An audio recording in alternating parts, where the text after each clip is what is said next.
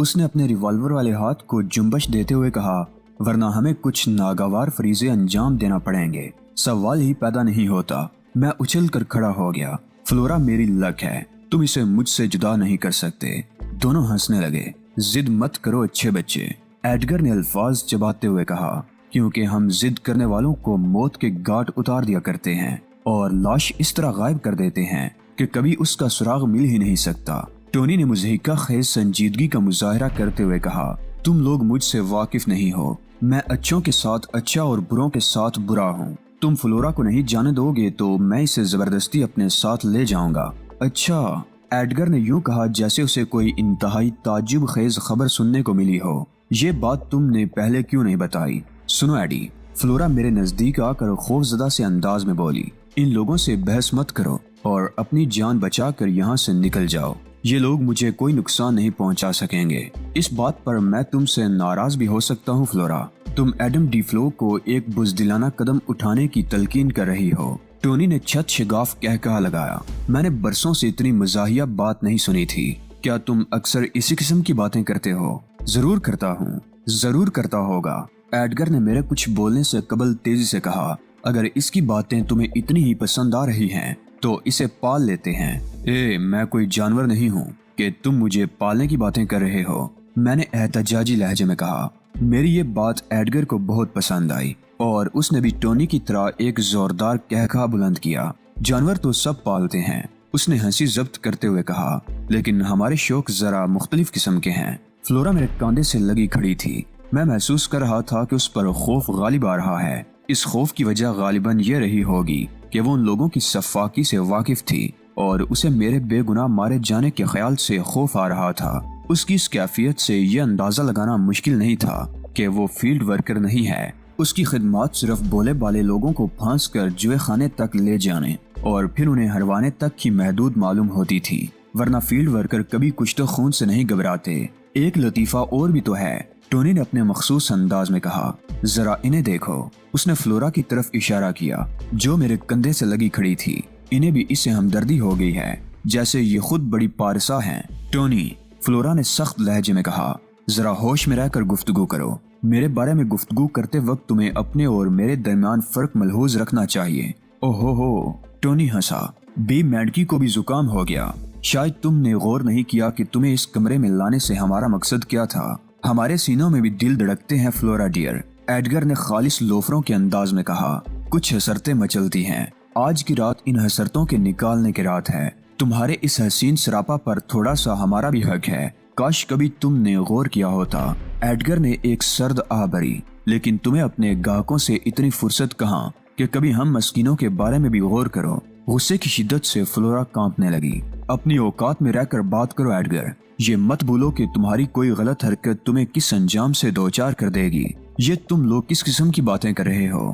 میں نے پریشانی کا مظاہرہ کیا۔ تمہاری ایک بات بھی میرے پلے نہیں پڑ رہی۔ کیسی حسرتیں اور کہاں کے گاہک، یہ بچوں کے سمجھنے کے معاملات نہیں ہیں۔ ٹونی نے مجھے چمکارا، لہٰذا تمہیں ان معاملات میں دخل اندازی نہیں کرنی چاہیے، لیکن ہم وعدہ کرتے ہیں کہ جو کچھ بھی کریں گے تمہاری آنکھوں کے سامنے کریں گے۔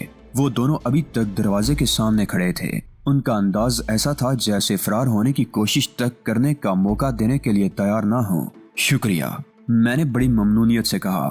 اتنی بات تو میری سمجھ میں آ گئی کہ تم لوگ میری فلورا کو مجھ سے چھینو گے نہیں، ہرگز نہیں۔ ایڈگر نے کہا، ہم اسے بھلا تم سے کیوں چھیننے لگے؟ ہم اسے تمہارے سامنے دریافت کریں گے، ہمارا لطف بھی دوبالا ہو جائے گا اور تمہیں بھی سنے بلوغ تک پہنچنے میں مدد ملے گی۔ تم لوگ حد سے گزر رہے ہو۔ فلورا کی مٹھیاں بیچ گئیں۔ میں تصور بھی نہیں کر سکتی تھی کہ تم لوگ اتنے گھٹیا پن کا مظاہرہ بھی کر سکتے ہو۔ زیادہ پارسا بننے کی کوشش مت کرو۔ ٹونی نے اسے گھورا، یہ مکالمے اس سے بولنا جو تمہارے کرتوتوں سے واقف نہ ہو، پھر ہم کیوں محروم رہیں؟ بالکل محروم مت رہو۔ میں نے سر ہلایا۔ محروم رہنا بہت خراب بات ہے، اس سے احساس محرومی پیدا ہوتا ہے جو بہت سے جرائم کا سبب بن جاتا ہے۔ تم خاموش رہو۔ فلورا بگڑ گئی۔ تم ایک گامڑ آدمی ہو، جو بات سمجھ میں نہ آئے اس میں دخل مت دیا کرو۔ یہ بات سمجھ میں نہیں آئی۔ دفعتاً ایڈگر بڑبڑایا، کوئی شخص اس قدر احمق نہیں ہو سکتا، اور اگر ہو تو اس قدر دولت مند نہیں ہو سکتا۔ ایڈگر کے اس تجزیے پر ٹونی اور فلورا دونوں ہی چونک پڑے۔ ایڈگر نے ایسی بات کہی تھی جسے نظر انداز کرنا آسان نہیں تھا۔ اس کی بات میں وزن تھا۔ احمق تم خود ہوگے مسٹر، میں نے بڑی سنجیدگی سے کہا۔ میں اپنے بارے میں ایسی باتیں سننے کا عادی نہیں ہوں۔ تم جیسے معلوم نہیں کتنے لوگ میرے ملازم ہیں، اور اس خیال میں بھی مت رہنا کہ میں تم لوگوں کی باتیں نہیں سمجھ رہا۔ مجھے اندازہ ہو گیا ہے کہ تم لوگ فلورا کے ساتھ کوئی غلط حرکت کرنا چاہ رہے ہو، اس لیے میں نے فیصلہ کیا ہے کہ فلورا کو لے کر یہاں سے چلا جاؤں۔ میں نے فلورا کا ہاتھ پکڑتے ہوئے کہا، تم لوگوں کی بہتری اسی میں ہے کہ مجھے راستہ دے دو۔ ہمارے ہاتھوں میں کھلونے نہیں ریوالور ہیں، ٹونی نے کہا۔ ادھر تم نے ایک قدم اٹھانے کی کوشش کی اور ادھر ہم نے فائر کیا۔ میں یوں ساکت و سامت ہو گیا جیسے ابھی تک اس حقیقت سے بے خبر رہا ہوں۔ میری حالت دیکھ کر دونوں کہکہے لگانے لگے۔ وہ میری خوف زدگی سے محظوظ ہو رہے تھے۔ تم یہاں سے چلے جاؤ، فلورا نے کپکپاتی ہوئی آواز میں کہا۔ مجھ پر جو بھی گزرے گی بھگت لوں گی۔ میری خاطر تم کیوں خود کو خطرے میں ڈال رہے ہو؟ اس لیے کہ تم میری لک ہو، اور کوئی شخص بھی قسمت سے دامن نہیں بچا سکتا۔ ویسے بھی کسی کو خطرے میں چھوڑ کر چلے جانا ایڈم ڈی فلو کی روایت کے خلاف ہے۔ اب ہم اپنی روایات کا عملی نمونہ پیش کریں گے، ایڈگر نے کہا۔ لہٰذا تم فلورا کو چھوڑ کر ادھر کونے والی کرسی پر بیٹھ جاؤ۔ یہ ممکن نہیں ہے، میں نے فلورا کو خود سے اور قریب کرتے ہوئے کہا۔ تم دونوں میں سے کسی میں ہمت ہو تو مجھے فلورا سے دور کر کے دکھا دے۔ معلوم ہوتا ہے تمہارا دماغ خراب ہو گیا ہے، ایڈگر نے مجھے گورتے ہوئے کہا۔ اگر تم اس سے دور نہ ہوئے تو میں تمہیں گولی مار دوں گا۔ گولی مارنا تمہارے اختیار میں ہے، لیکن مجھ سے اپنا حکم منوانا تمہارے اختیار میں نہیں ہے۔ ہم اپنے احکامات منوانا خوب جانتے ہیں، ایڈگر نے ریوالور جیب میں رکھتے ہوئے کہا، اور پھر ٹونی کو اشارہ کرتا ہوا میری طرف بڑھنے لگا۔ کیا تم پاگل ہو گئے ہو؟ فلورا ہزیانی انداز میں چیخی۔ ان لوگوں کی بات کیوں نہیں مان لیتے؟ یہ تمہیں جان سے مار دیں گے۔ جان دے دینا گوارا ہے مگر پیچھے ہٹنا منظور نہیں ہے، میں نے فلورا کا بازو سختی سے پکڑتے ہوئے کہا۔ انہیں بھی پتہ چل جائے گا کہ بعض لوگ جھکتے نہیں ٹوٹ جاتے ہیں۔ میری نگاہ ایڈگر پر مرکوز تھی، جو آہستہ آہستہ میری طرف بڑھ رہا تھا، جبکہ ٹونی ہاتھ میں ریوالور لیے پہلے سے زیادہ مستعد نظر آ رہا تھا۔ اگر ایڈگر کو کوئی معمولی سا بھی خطرہ لاحق ہوتا تو ٹونی فائر کر دینے سے دریغ نہ کرتا۔ میرے کسی انداز سے جارحیت ظاہر نہیں ہو رہی تھی، جبکہ ایڈگر بہت محتاط تھا۔ اگرچہ وہ مطمئن تھا کہ میں اس کے حق میں خطرناک ثابت نہیں ہو سکتا، لیکن اس کے باوجود وہ محتاط تھا۔ غالباً وہ کسی نامعلوم سے خوف کا شکار تھا۔ اس کے اندر کی کوئی حس اسے میری جانب سے خبردار کر رہی ہوگی، تبھی تو وہ اس قدر احتیاط برت رہا تھا، وگرنہ میں نے اپنی جانب سے انہیں یہ باور کرانے میں کوئی کسر نہیں اٹھا رکھی تھی کہ میں ایک نہایت معصوم اور بے ضرر قسم کا انسان ہوں۔ ایڈگر کی انتہائی کوشش یہ تھی کہ اس کے چہرے کے تاثرات زیادہ سے زیادہ خوفناک ہوں، تاکہ میں محض اس کے تاثرات سے خوف زدہ ہو کر ان کے کہنے پر بے چون و چرا عمل کرنے کے لیے تیار ہو جاؤں۔ مگر اسے اندازہ نہیں تھا کہ جو کچھ وہ کر رہا ہے اس کے حق میں کس قدر مضر ثابت ہو سکتا ہے۔ فلورا کی خوف زدگی بڑھتی چلی جا رہی تھی، مگر میں نے اسے اس طرح جکڑ رکھا تھا کہ وہ خود کو چھڑا نہیں پا رہی تھی۔ ان لوگوں کی ساتھی ہونے کے باوجود اس کی ہمدردیاں میرے ساتھ ہو گئی تھی، اور یہ کوئی ایسی انہونی بات نہیں تھی۔ میری ذات میں اسے اپنے لیے تحفظ محسوس ہوا تھا، جبکہ ان دونوں کی اصلیت اس پر شاید پہلی بار کھلی تھی۔ وہ اس کے ساتھی ہونے کے باوجود اس کی عزت سے کھیلنے کے درپے تھے۔ پیشہ ور عورت کی بھی ایک عزت ہوتی ہے جسے وہ بیڑیوں کے حوالے بہرحال نہیں کر سکتی۔ مجھ سے 6 فٹ کے فاصلے پر ایڈگر رک گیا۔ اب وہ مجھ پر حملہ کرنے کے لیے کسی مناسب زاویے کی تلاش میں تھا۔ اس کے ساتھ مشکل یہ تھی کہ اسے مجھ پر حملہ کرنا تھا اور فلورا کو بچانا تھا۔ یہ بڑی مہارت کا کام تھا جو اس جیسے 3rd کلاس گنڈے کے بس کا روگ نہیں تھا۔ ایسے باریک کاموں کے لیے جس مہارت کی ضرورت ہوتی ہے وہ بغیر پریکٹس کے حاصل نہیں ہو سکتی، اور پریکٹس کے لیے محنت کرنا پڑتی ہے، وقت الگ دینا پڑتا ہے۔ ایڈگر اور ٹونی جیسے گنڈے تو شرفاء پر زور چلا سکتے ہیں، ان لوگوں سے الجھ سکتے ہیں جو لڑائی جھگڑے سے دور بھاگتے ہیں، زیادہ سے زیادہ اپنے ہی جیسوں سے مقابلہ کر سکتے ہیں۔ میری لک میرے ساتھ ہے ایڈگر، میں نے مزیکانہ انداز میں کہا۔ تمہارے لیے بہتر یہی ہے کہ واپس چلے جاؤ، اور یاد رکھو جس کے ساتھ لک ہو اس کا کوئی کچھ نہیں بگاڑ سکتا۔ ایڈگر پر میری بات کا وہی اثر ہوا جس کی مجھے توقع تھی۔ اس کے بینچے ہوئے جبڑے مزید بینچ گئے اور اس نے اپنی آنکھیں مزید سکیڑ لی، یوں جیسے اس کی ان حرکتوں سے میری صحت پر کوئی ناخوشگوار اثر پڑ سکتا ہو۔ بلا شبہ وہ ایک غنڈہ تھا، مگر اس وقت مجھے ایک مسخرہ نظر آ رہا تھا۔ مد مقابل کو خوف زدہ کرنے کے لیے محض تاثرات سے کام لینا میری نظر میں مسخرہ پن کے زمرے میں ہی آ سکتا ہے۔ کمرے میں بڑا بوجھل سکوت طاری ہو گیا تھا۔ ایڈگر غصے کے عالم میں تھا۔ احمق سے احمق آدمی بھی آتشی اسلحے کی ہولناکیوں سے واقف ہوتا ہے، لہٰذا میری طرف سے تمام تر احمقانہ حرکتوں کے ارتکاب کے باوجود یہ بات اس کے حلق سے نہیں اتر رہی تھی کہ میں 2 ریوالور والوں سے بھی کیوں خوفزدہ نہیں ہوا۔ یقیناً کوئی نہ کوئی بات تھی، کوئی ایسی بات جسے سمجھنے سے یہ لوگ قاصر تھے۔ شاید یہی الجھن اس کے پیروں کی زنجیر بن گئی تھی اور وہ مجھ پر حملہ کرنے کے لیے جھجک رہا تھا۔ آگے بڑھو ایڈگر، دفعتاً ٹونی نے جھنجھلا کر کہا۔ اس احمق کو ٹھیک کرنا تو محض چند لمحوں کا کام ہے، تم اتنی دیر کیوں لگا رہے ہو؟ ایڈگر نے اس بات میں سر ہلایا اور بہت سنبھل کے ایک قدم اور آگے بڑھایا۔ عین اسی لمحے میں نے بھی حرکت میں آنے کا فیصلہ کیا اور فلورا کو چھوڑ کر برق رفتاری سے ایڈگر پر حملہ کر دیا۔ پہلے میں نے اس کے سر پر ہوا سے بےگانہ کر دینے والی ضرب لگائی۔ ایڈگر کو ہاتھ پیر ہلانے تک کا موقع نہیں ملا تھا۔ سر پر ضرب لگنے کی وجہ سے اس کے حواس جواب دے گئے تھے، لیکن میں نے اسے گرنے تک کی مہلت نہیں دی اور انتہائی پھرتی سے اسے دونوں ہاتھوں کی مدد سے سر سے اوپر بلند کیا اور پوری قوت سے ٹونی پر دے مارا۔ 2.5 من وزنی ایڈگر اس سے ٹکرایا اور ٹونی اپنے عقب میں کمرے کے دروازے سے بری طرح ٹکرایا۔ کمرے کی محدود فضا میں ایک دھماکہ سا ہوا۔ ریوالور ٹونی کے ہاتھ سے نکل چکا تھا، خود اس کے منہ سے کرب میں ڈوبی ہوئی ایک کرا خارج ہوئی تھی۔ اس کے دوہری چوٹ لگی تھی۔ وزنی ایڈگر کو میں نے اس پر پھینک دیا تھا اور پھر وہ دروازے سے بھی ٹکرایا تھا۔ ایڈگر تو پہلے ہی بے ہوش ہو چکا تھا۔ ٹونی بے ہوش تو نہیں ہوا تھا، مگر اس کی حالت کچھ ایسی زیادہ ٹھیک بھی نہیں تھی۔ چوٹ، صدمے اور ذہنی جھٹکے نے اس کا حلیہ بدل کر رکھ دیا تھا۔ میں نے آگے بڑھ کے ٹونی کے ہاتھ سے گرا ہوا ریوالور اٹھا لیا اور ٹونی کو اس کی زد پر لے لیا۔ اپنے پیروں پر کھڑے ہو جاؤ ٹونی، میں نے ریوالور لہراتے ہوئے کہا۔ مجھے معلوم ہے کہ موقع ملتے ہی تم ایڈگر کی جیب سے ریوالور نکالنے کی کوشش کرو گے۔ ٹونی کے پاس تعمیل کے سوا کوئی چارہ نہیں تھا۔ وہ دروازے کا سہارا لے کر بدقت تمام اپنے پیروں پر کھڑا ہو سکا۔ فلورا سناٹے کے عالم میں یہ سب کچھ دیکھ رہی تھی۔ ایسا معلوم ہو رہا تھا جیسے اسے سکتہ ہو گیا ہو۔ تم اگر خیریت چاہتے ہو تو چپ چاپ ادھر کرسی پر بیٹھ جاؤ۔ کوئی غلطی کرنے کی کوشش کی تو میری کارکردگی تم دیکھ ہی چکے ہو۔ ٹونی لڑکھڑاتا ہوا بڑی مشکل سے کرسی تک پہنچا اور اس پر ڈیر ہو گیا۔ میں رقم سے بھرا ہوا بریف کیس تم لوگوں کے حوالے کر رہا تھا، مگر تم ناشکرے ہو، میں نے متنفرانہ انداز میں کہا۔ اگر تم نے اسی پر صبر کر لیا ہوتا تو تمہاری یہ درگت نہ بنتی۔ اب نہ تمہیں رقم ملے گی اور نہ فلورا۔ کیوں ہنی؟ میں نے تائید طلب نظروں سے فلورا کی طرف دیکھا اور وہ یوں چونک پڑی جیسے ابھی تک کوئی بھیانک خواب دیکھتی رہی ہو۔ کیا کہہ رہے ہو؟ اس نے بھرائی ہوئی آواز میں کہا اور میں ہنس پڑا۔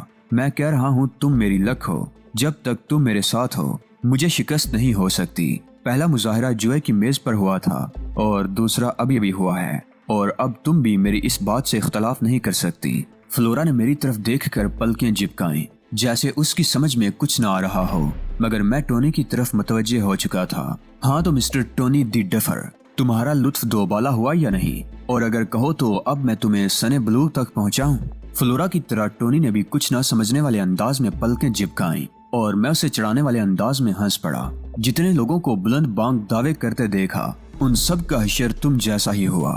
ڈینگے ہانکنے والوں کی وقت میری نظروں میں کسی رینگنے والے گدھے سے زیادہ نہیں ہوتی۔ ٹونی اس بار بھی خاموش ہی رہا۔ اس کے اعصاب بہت بری طرح متاثر ہوئے تھے۔ بات تھی بھی ایسی ہی، وہ ایک یقینی جیتی ہوئی بازی ہار گیا تھا۔ اگر اس کا دماغ الٹ جاتا تو بھی کوئی زیادہ قابل تعجب بات نہیں تھی، لیکن اس اثناء میں فلورا خود کو سنبھالنے میں کامیاب ہو گئی تھی۔ وہ بیڈ سے اٹھی اور جھپٹ کر میرے پاس آ گئی۔ سنو، تم یہاں سے نکل جاؤ، اس نے ہانپتے ہوئے کہا۔ جو کچھ ہو چکا ہے اسے میں کسی نہ کسی طرح سنبھال لوں گی۔ نہیں فلورا مائلاک، ایڈم ڈی فلو کا کسی جگہ سے چلے جانا اس قدر آسان نہیں ہے جتنا تم نے سمجھ رکھا ہے۔ جب تک سارے معاملات طے نہیں ہو جائیں گے میں یہاں سے نہیں جاؤں گا۔ یہ میرا آخری فیصلہ ہے، اب مجھ سے یہ بات مت کہنا۔ فلورا خوفزدہ سے انداز میں چند قدم پیچھے ہٹ گئی۔ آخر کیا بلا ہو؟ اس نے بے بسی سے کہا۔ نہتے ہو کر بھی تم نے 2 مسلح غنڈوں کو قابو میں کر لیا اور اب میری بات بھی نہیں مان رہے۔ شاید تمہیں اندازہ نہیں ہے کہ میری بات نہ مان کر تم کتنی بڑی مصیبت میں پھنس جاؤ گے۔ تم واقعی بہت بڑے احمق ہو۔ میرا نام ایڈم ڈی فلوک ہے اور میں مشکلات سے نہیں گھبرایا کرتا۔ اس کی ایک چھوٹی سی مثال تمہارے سامنے ہے۔ میں نے ایڈگر اور ٹونی کی طرف اشارہ کیا۔ تم سمجھتے کیوں نہیں؟ وہ اپنے ماتھے پر ہاتھ مار کے بولی۔ ان لوگوں کی تو اوقات ہی کچھ نہیں ہے۔ میں تمہاری مدد کرنا چاہتی ہوں، میری بات مانو۔ اب بھی یہاں سے چلے جاؤ ورنہ معلوم نہیں کیا ہو جائے۔ میں سب کچھ سمجھ رہا ہوں ہنی، میں نے بلند آواز میں کہا۔ یہ دونوں بہت چھوٹے لوگ ہیں، تبھی معمولی سی رقم کی ہار برداشت نہیں کر سکے۔ ممکن ہے ان کے کچھ اور مددگار بھی ہوں، مگر میں کسی سے نہیں ڈرتا۔ میرا نام ایڈم ڈی فلوک ہے، سمجھی؟ ٹونی کرسی پر ساکت بیٹھا ہم دونوں کو دیکھ رہا تھا۔ ایڈگر دروازے کے ساتھ بے حس و حرکت پڑا تھا اور میں ریوالور بدست فلورا کے مقابل کھڑا تھا۔ فلورا کی سمجھ میں نہیں آ رہا تھا کہ وہ مجھے یہاں سے جانے پر کس طرح رضامند کرے۔ اسے مجھ سے ہمدردی ہو گئی تھی اور اسی وجہ سے وہ میرے ساتھ بلائی کرنے کی خواہاں تھی، ورنہ اس کی بلا سے مجھ پر کچھ بھی گزرتی، اسے کیا دلچسپی ہو سکتی تھی۔ اچھا مجھے ایک بات بتاؤ، اس نے بڑی بے بسی سے کہا۔ تم مجھے کیا سمجھتے ہو؟ تم میری لک ہو، میں نے نہایت سادگی سے کہا۔ اس کے علاوہ میں کچھ اور سمجھنا بھی نہیں چاہتا۔ اگر تم واقعی ایسا سمجھتے ہو تو کیا تم میری ایک معمولی سی بات بھی نہیں مان سکتے؟ اس وقت تم یہاں سے چلے جاؤ، میں تم سے بعد میں مل لوں گی، لیکن اگر تم نے میری بات نہ مانی تو میں تم سے کبھی نہیں ملوں گی۔ تم ایڈم ڈی فلوک کو میدان چھوڑنے کی تلقین کر رہی ہو اور میں تمہیں بتا چکا ہوں کہ یہ کسی قیمت پر ممکن نہیں ہے۔ جب تک یہ معاملہ ختم نہیں ہو جاتا میں یہاں سے نہیں ٹلوں گا۔ رہی یہ بات کہ تم مجھ سے نہیں ملو گی تو میں ان دھمکیوں میں آنے والا نہیں ہوں۔ تم مجھ سے ملو یا نہ ملو، لیکن میں ان دونوں کو نہیں چھوڑوں گا۔ انہوں نے ایڈم ڈی فلوک کو للکارا ہے، میں انہیں ایسی سزا دوں گا کہ یہ زندگی بھر یاد رکھیں گے۔ تم آخر چیز کیا ہو؟ فلورا زچ ہو گئی۔ تم پر کسی بات کا اثر ہی نہیں ہوتا۔ میں ٹونی کو موقع دے رہا تھا، مجھے یقین تھا کہ مجھے غافل پا کر وہ مجھ پر حملہ کرنے کی کوشش ضرور کرے گا۔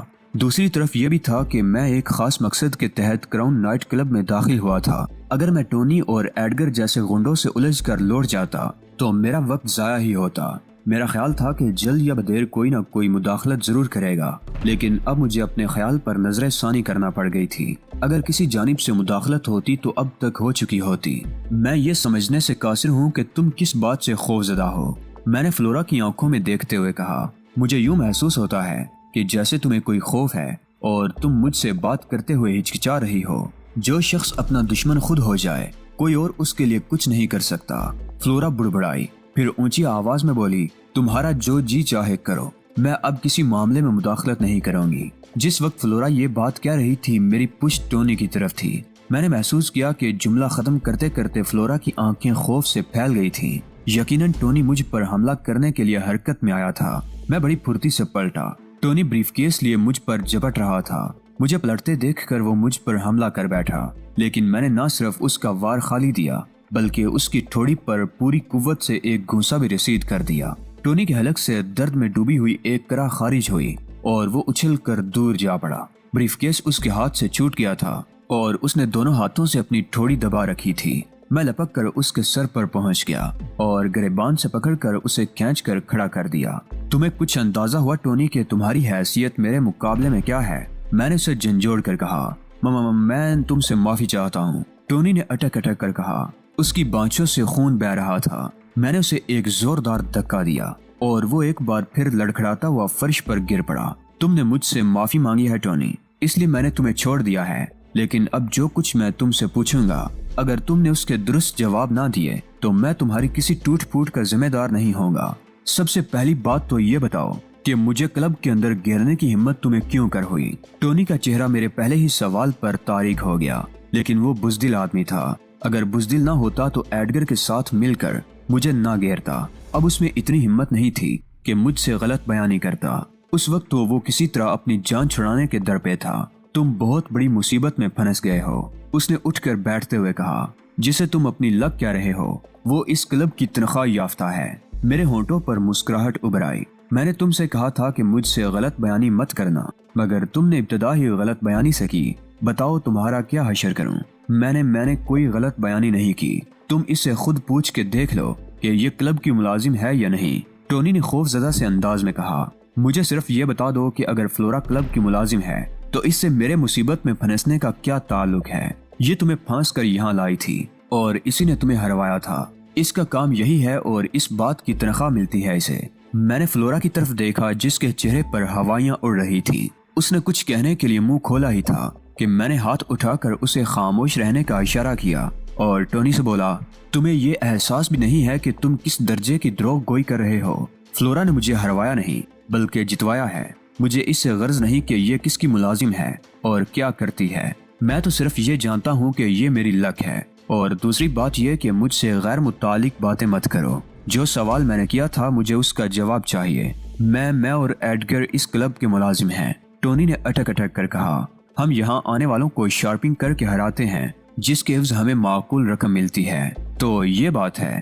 میں نے تفہیمی انداز میں یوں سر ہلایا جیسے ٹونی نے کوئی انکشاف کیا ہو. حالانکہ میں اس حقیقت سے پہلے ہی باخبر تھا. لیکن تم کس قسم کے شارپر ہو کہ میں تمہارے سامنے سے جیت کر اٹھا. کبھی کبھی ایسا بھی ہو جاتا ہے جب قسمت کسی کے ساتھ ہوتی ہے تو شارپنگ کرنے کے باوجود ہم ہار جاتے ہیں لیکن ہم اس شخص سے بعد میں رقم چھین لیتے ہیں. تم لوگ بڑا نیک کام کرتے ہو, میں نے طنزیہ لہجے میں کہا.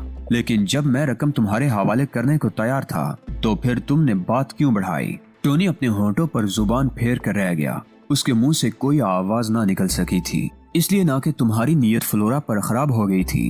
میں نے تمسخرانہ انداز میں کہا. تمہاری اور فلورا کی حیثیتوں میں ایسا فرق ہوگا کہ فلورا تمہارے لیے شجر ممنوعہ بن کے رہ گئی ہوگی, لہٰذا تم نے اس موقع سے فائدہ اٹھانے کا فیصلہ کیا. میں ٹھیک کہہ رہا ہوں نا؟ ٹونی نے اس بات میں سر ہلایا. اس کی ساری اکڑ فون نکل کر رہ گئی تھی اور وہ خوف زدہ بھی نظر آنے لگا تھا. اچانک دروازے کا ہینڈل گھومتا دکھائی دیا. میں نے بے اختیار ریوالور کا رخ دروازے کی طرف کر دیا مگر اندر آنے والی ایک حسین و جمیل لڑکی تھی. کمرے کا منظر دیکھ کر اس کی آنکھیں خوف سے پھیل گئی تھیں. یہاں کیا ہو رہا ہے؟ اس نے بمشکل کہا. میں نے ریوالور کی نال جھکا لی. کوئی خاص بات نہیں ہے, میں نے بے پرواہی سے کہا. کچھ غلط فہمیاں پیدا ہو گئی تھی جنہیں ہم لوگ دور کرنے کی کوشش کر رہے تھے.